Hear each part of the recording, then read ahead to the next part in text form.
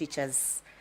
What policies are you going to put in place to ensure that these students or learners from ASAL areas are not disadvantaged in terms of education?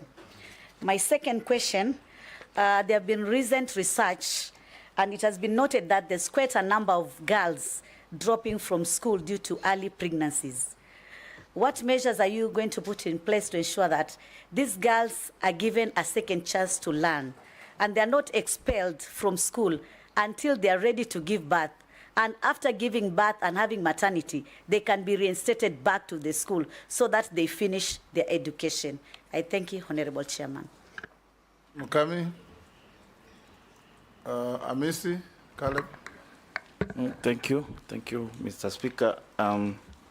I just want to know, the nominee, what your views on the continuous delay of the disbursement of help loan. It has become a thorn in the flesh. Most university students are on the streets on the same, and also the arbitrary increase in the university fees that is now making education look like a privilege rather than it's supposed to be for everyone. Then lastly, Speaker, the late Dr. Griffin, the former founder of Starehe Boys Center, where I schooled, once told us that if you are given a glass or a coffee cup, you wash it. Wash it as if there's no any other coffee cup that has been washed before. And the nominee, you are going to a very sensitive ministry. We've heard all these stories now and before on how you expect to do. Education, to me, is like an economic necessity to this country. It's a major pillar of any nation. And Honorable Speaker, from even the elementary to secondary to the university, if you look at the ASEAN countries, the development parts of Singapore, South Korea, Japan, it mostly was on education. They streamlined the education sector. When you report to office upon approval, if in case you are approved, what is these radical measures you are going to introduce in that ministry? What is this miracle?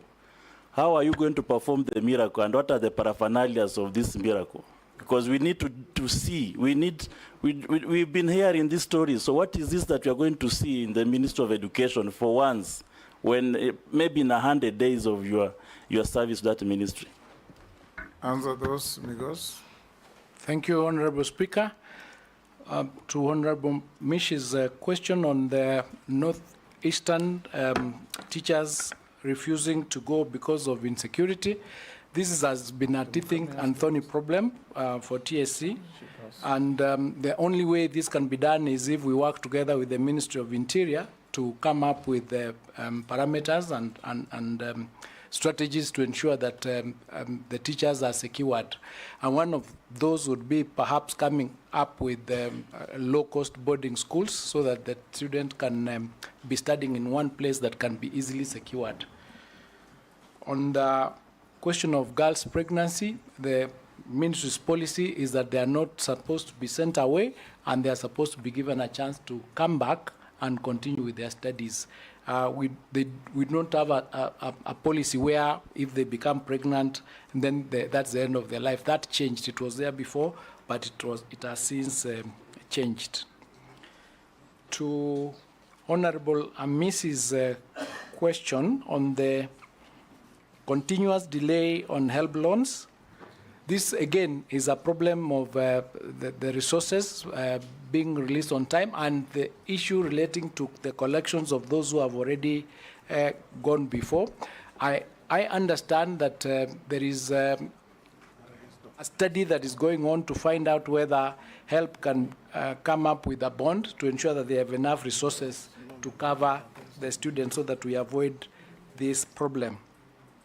On the issue of the increase on fees, I understand the fees has not increased for the programs. What has happened is that before, the program's cost was not being indicated.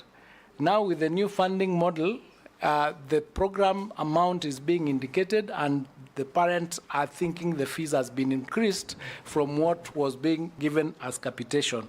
So the fees, as I understand it, are not increased, and what would happen is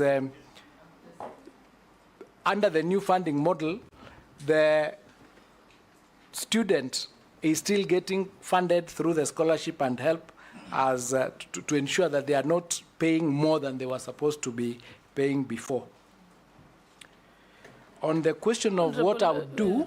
Excuse me, Mr. Nominee. You know, when you said that the money being indicated as school fees is the actual cost as costed by the ministry. But when a parent in the village receives a school fees, invitation admission letter that has 350,000, 450,000, can you imagine the panic you're causing across the country? It is careless and not strategic. This is how you build anger in the country. So the letter should just have the exact cost per household cost, not the full amount, because the rest is being covered by the Higher Education Fund and HELP. So I hope you're going to change that if you're confirmed. Thank you, Madam. Related. Sorry to interrupt. Maybe Mr. Migos, you could also tell us in relation to that university funding, what would be your view on the funding using public resources of students who are in private universities?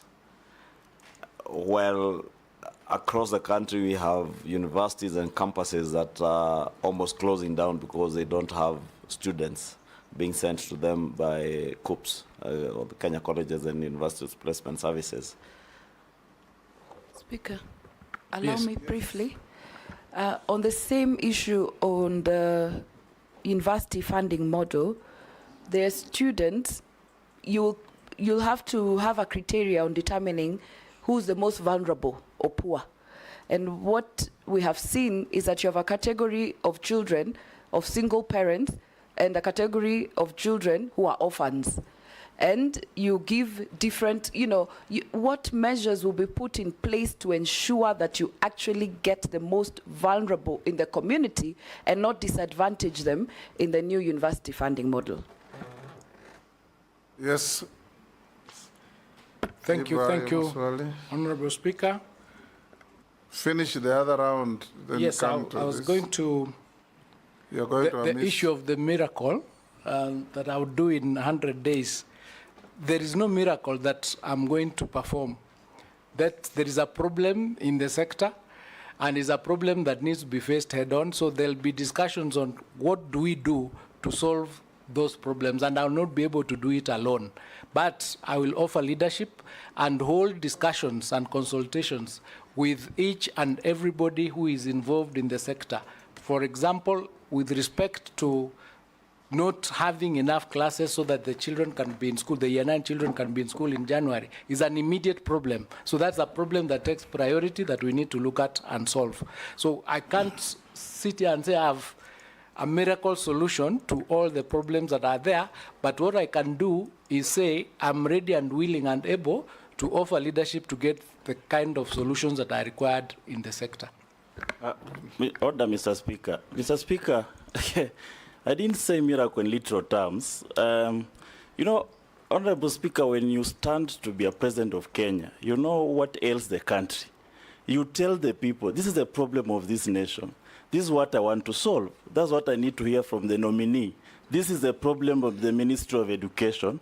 This is how I intended to solve. You can't say, I will get there and consult. What are you consulting on? On what?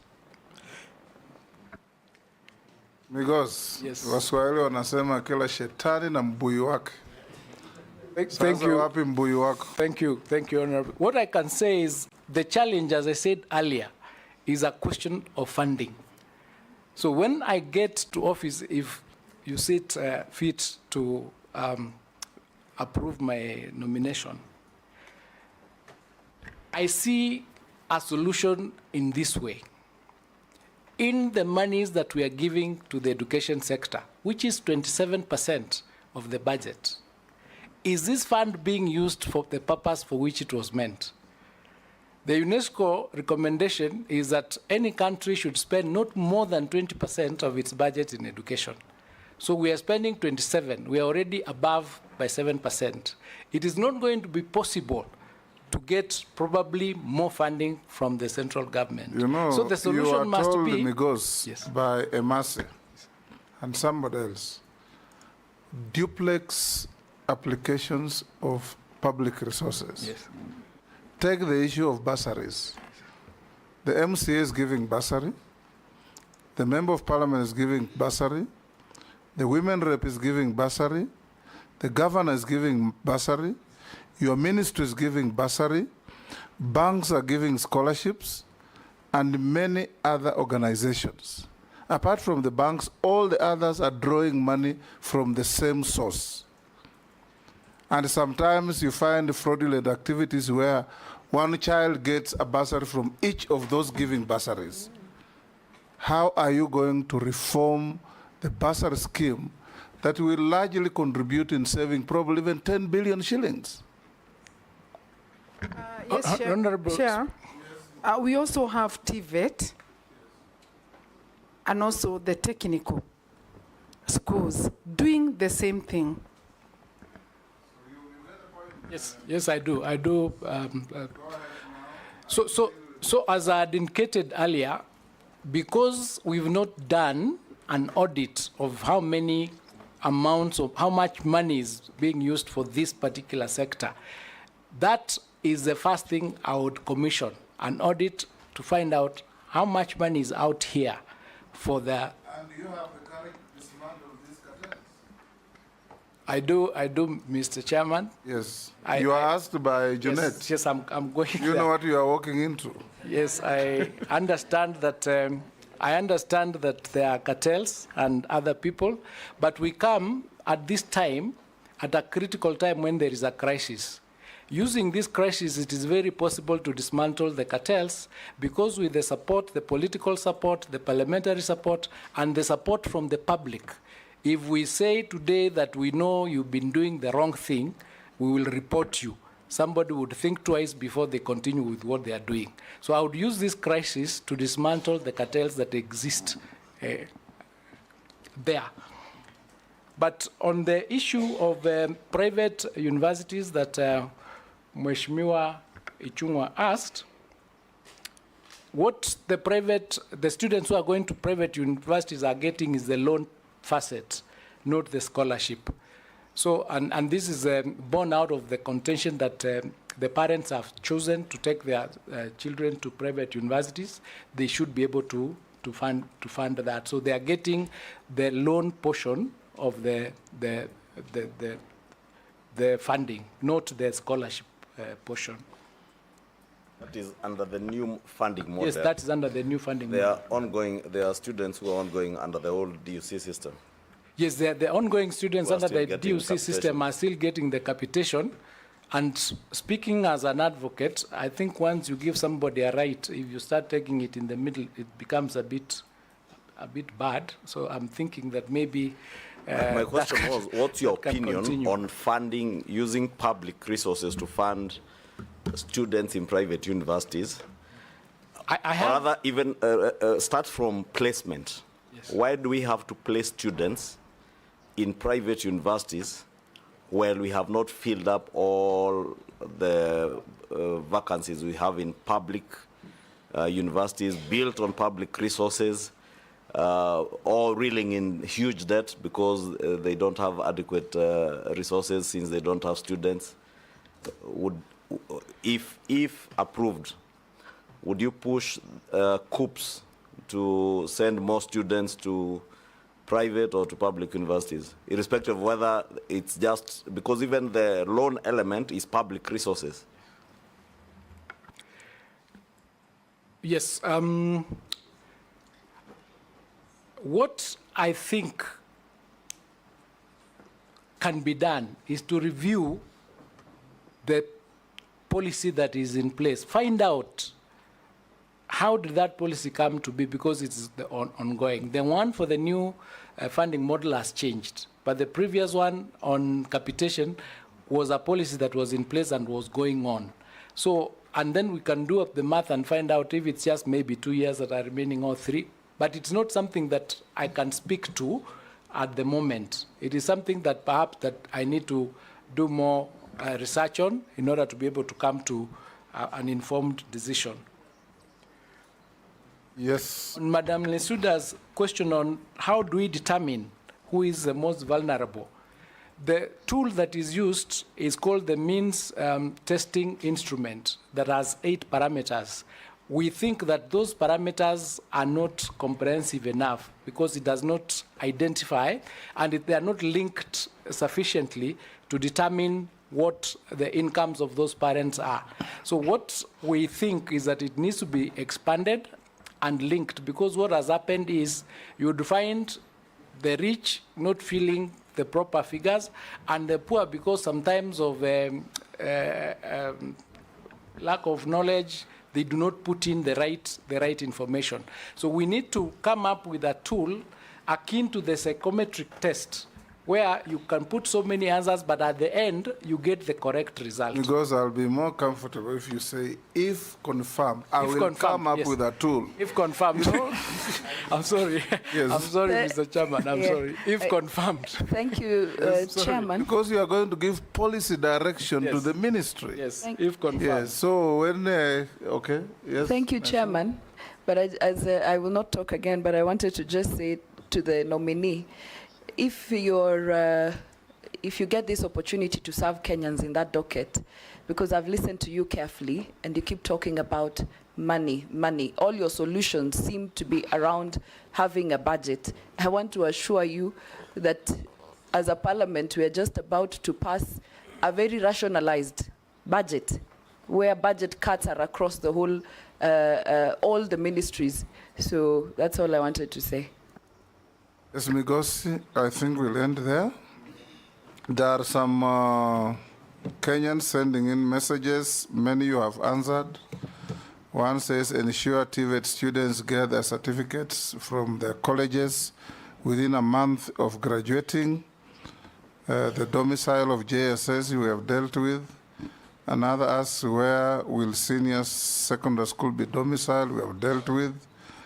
Workers with disabilities are forced to renew exemption certificates every 5 years when their status does not change. I think that is valid.